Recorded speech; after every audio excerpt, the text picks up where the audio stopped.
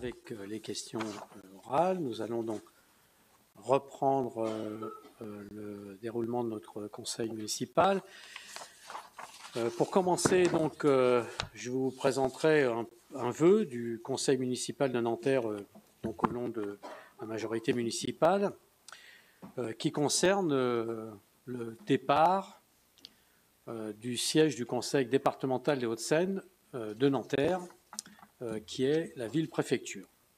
Lors de sa séance publique du 14 octobre 2022, la majorité du conseil départemental des Hauts-de-Seine a adopté un rapport qui acte le départ de son siège de Nanterre. Selon ce rapport, il est prévu qu'à partir de 2035, le conseil départemental des Hauts-de-Seine quitterait ses locaux actuels situés dans une aile de l'Arena au 57 rue des Longrets à Nanterre, soit 30 000 m², utilisés par plus de 2000 salariés. Il s'installerait alors dans une nouvelle tour qu'ils envisagent de construire à La Défense, sur le site actuellement occupé par l'Institut Léonard de Vinci, sur la commune de Courbevoie. L'annonce de ce projet en séance publique du conseil départemental n'a été précédée d'aucune concertation avec la ville de Nanterre. Il intervient 5 années à peine après la décision de ce même conseil départemental d'acquérir 30 000 m² de bureaux au sein du projet Arena pour y installer son siège. Ce choix avait pourtant été présenté comme une volonté de s'inscrire dans le long terme. 5 ans seulement après cette acquisition, le département se lance dans une vaste opération immobilière.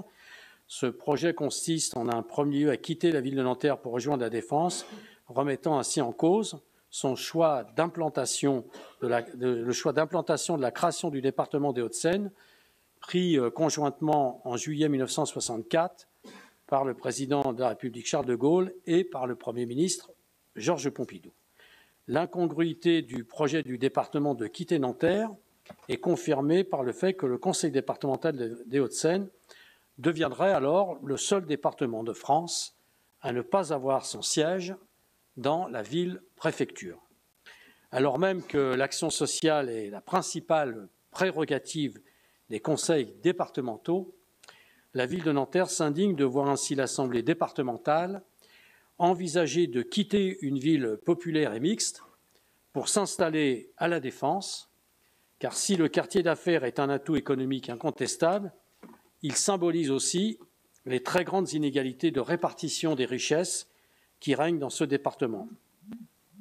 Cette fuite du cœur de la réalité sociale des Hauts-de-Seine et cet éloignement des habitants à un moment où une crise économique des plus sévères risque d'aggraver les inégalités ne manqueront pas de conforter ceux qui s'interrogent sur l'utilité des conseils départementaux dans la première couronne parisienne, voire en préconisent la suppression. D'un point de vue économique, la stratégie du conseil départemental qui consiste à investir des sommes considérables, sans doute plusieurs centaines de millions d'euros, dans une opération immobilière de construction de bureaux apparaît pour le moins risquée quand on sait qu'actuellement, à La Défense, il y a plusieurs milliers de mètres carrés de bureaux vides et que toutes les prévisions dans ce domaine prévoient une accélération de ce phénomène dans le contexte post-Covid. Ce projet est d'autant plus contestable qu'il existe d'autres alternatives capables de répondre à la demande d'un agrandissement de superficie afin de regrouper l'ensemble des services du département et d'y réaliser un hémicycle pour la tenue des conseils. Ainsi, comme le maire de Nanterre l'a proposé, il apparaît notamment que le programme Arboretum, actuellement en chantier et dont la livraison est prévue en 2024, peut parfaitement répondre à la demande du département des Hauts-de-Seine.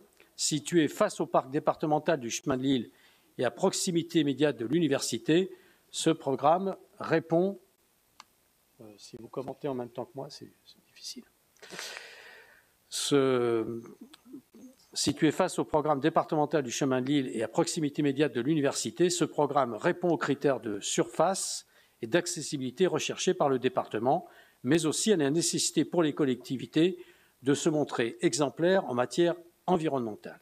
Pour toutes ces raisons, le conseil municipal de Nanterre, réuni en séance le 21 novembre 2022, demande au président du conseil départemental de renoncer au projet de construire le siège de l'Assemblée départementale dans le quartier d'affaires de La Défense, de maintenir à Nanterre le siège du conseil départemental et d'étudier la possibilité de déménager le siège de l'Assemblée départementale dans l'un des programmes immobiliers de bureaux actuellement en cours d'achèvement à Nanterre. Collègues, alors évidemment, nous aussi, nous sommes attristés par cette décision du conseil départemental qui pourtant était, vous semblez apprendre, mais qui pourtant était annoncée dans la presse il y a plusieurs mois. On partage beaucoup des constats que vous faites, mais vous évacuez néanmoins, de notre point de vue, un peu vite des éléments peut-être plus structurels et peut-être un peu plus gênants pour vous. D'abord, on s'interroge sur notre capacité à défendre et à incarner l'attractivité de Nanterre. Ça va faire le lien avec la question de monsieur tout à l'heure. Objectivement, Nanterre a énormément de facteurs d'attractivité, nous y sommes attachés.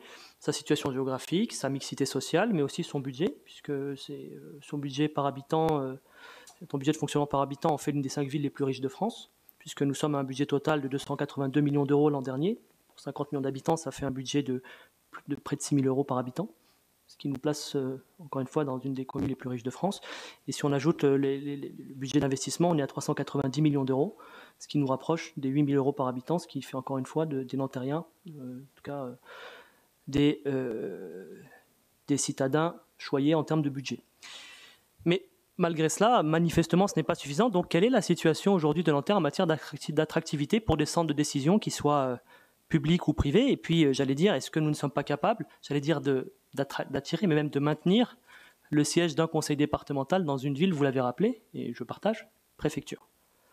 Donc, quelles sont les propositions alternatives ou nouvelles ou quel dialogue vous allez engager avec le conseil départemental? Je comprends que c'était effectivement cavalier, je ne suis pas là pour défendre ni leur majorité politique ni leur acte, mais qu'est-ce que nous allons pouvoir leur proposer collectivement, nous, Nantériens, pour peut-être les amener à changer d'avis?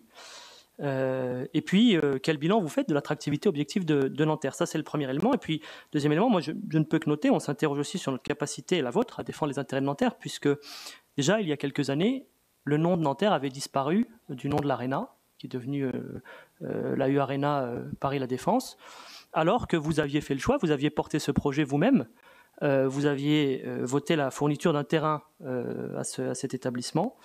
Et ce que je vois, c'est que d'un point de vue d'image, et de façon plus grave, d'un point de vue d'attractivité de la ville, tout ceci n'est pas dans l'intérêt ni de la ville ni des Nantériens. Je vous remercie. Évidemment, on peut faire des similitudes. Il y en a d'autres qui, dans l'histoire, ont quitté Paris pour aller à Versailles. Aujourd'hui, on quitte Nanterre pour aller à la Défense. Pour ceux qui sont partis à Versailles, ça ne leur a pas beaucoup réussi de chercher à fuir le peuple. Je pense qu'on ne gagne jamais grand-chose à fuir le peuple. Après, je pense très sincèrement qu'il suffit d'interroger tous ceux qui s'occupent de la métropole de Paris, qui y travaillent, qui même en sont élus, etc. Je pense que jamais la ville de Nanterre n'a été aussi attractive. Elle est la deuxième ville la plus demandée après Paris, notamment pour tous les gens qui veulent habiter dans le logement social.